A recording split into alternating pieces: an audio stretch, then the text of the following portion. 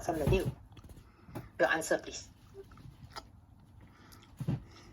No. Correct. Okay. So in an option to purchase, the seller can't back out, right? But the buyer can back out, right? So that's why it's called option to purchase. It's not called option to sell. Okay, so the option to sell means seller can back out, but we don't practice that in Singapore, yeah? Okay, so we have an option to purchase. So buyer can back out, but seller cannot back out. So the buyer at this point in time, when they exercise the option, then become a contract.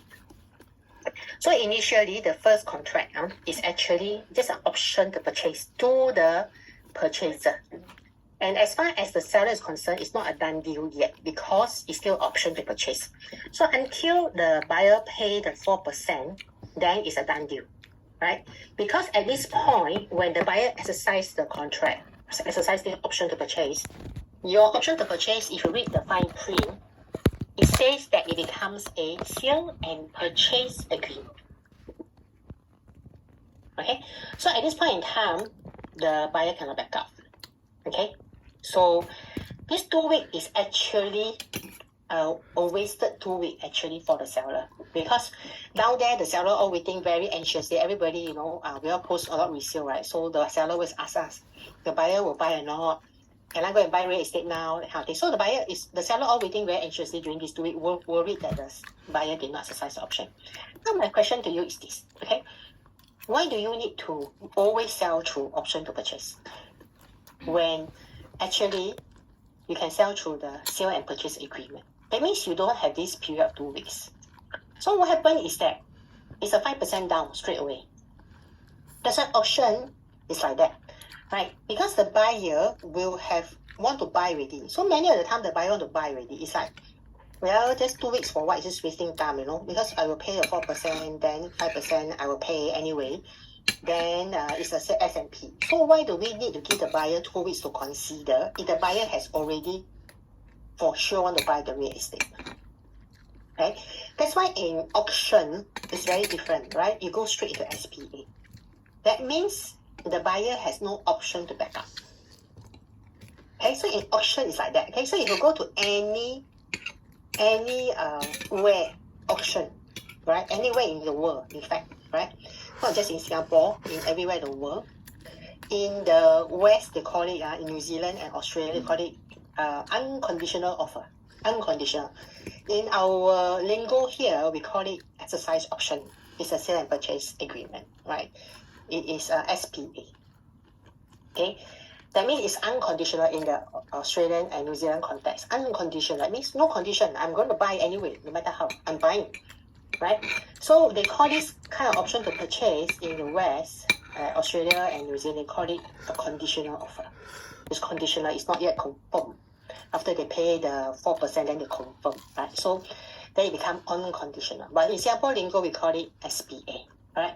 So in auction, if you go for a bank auction, everything is SPA. We don't have option to purchase. So I start with this to actually just to let you know in advance. That's why if you read the forms later, I send you the forms, right? You can see that it's a 5% down.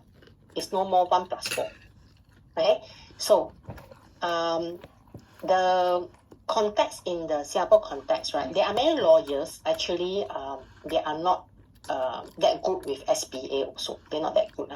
They're not that familiar. Meaning that they know how to do a SPA, but it's very strange. Some lawyers is like always ask the buyer to why you must have SPA, why can't you have option to purchase and all that.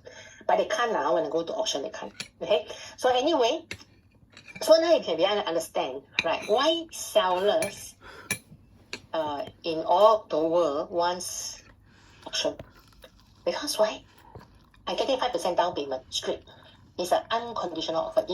I'm entering straight with the SPA, sale and purchase agreement, and the buyer is also willing to enter straight into the sale and purchase agreement. They like that. They like this idea a lot. So they don't have to wait for 2 weeks wondering whether or not this deal will confirm or not. So also, to share this with you, that the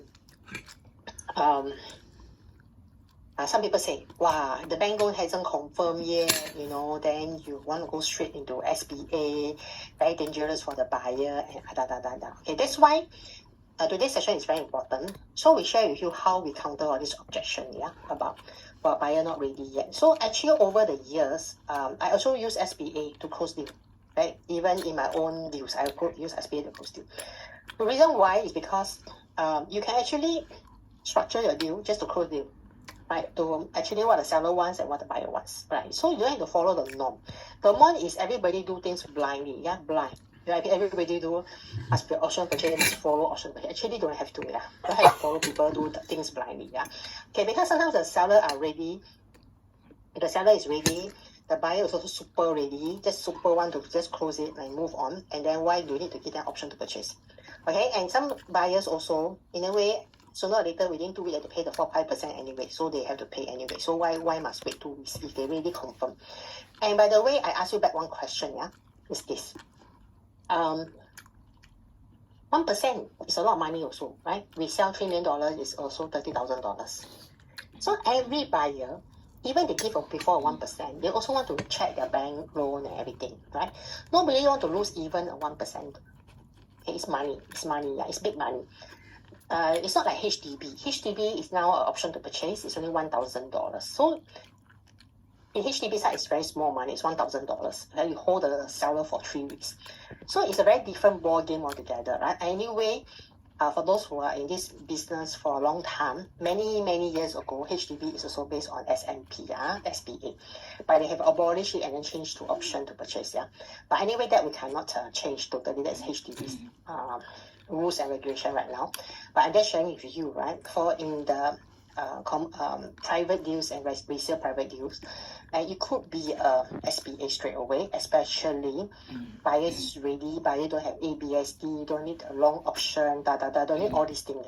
So you realize that in auction, therefore, the seller is are ready sellers, and the buyers are ready buyers.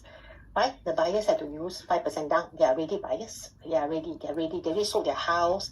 So in auction, you cannot have situation where can I ask the seller to wait for me 6 months before I start auction? Cannot. So these kind of deals, right, will not be under auction. Will be under your private resale deals. So if you come across a buyer, see your auction listing, say, hey, can I have a long option? Answer is no. So they have to go and buy. They can forget saying any auction listing. They can please go and buy the resale, the normal resale listing. Okay? Because in auction, seller will not consider long option whatsoever. They will not. Okay, so they should share this with you in advance, so you don't have to bring those buyers who are not ready, haven't sold their house, come to auction listing. It will not work at all because this condition definitely will be rejected by the seller. Okay, with that we shall start.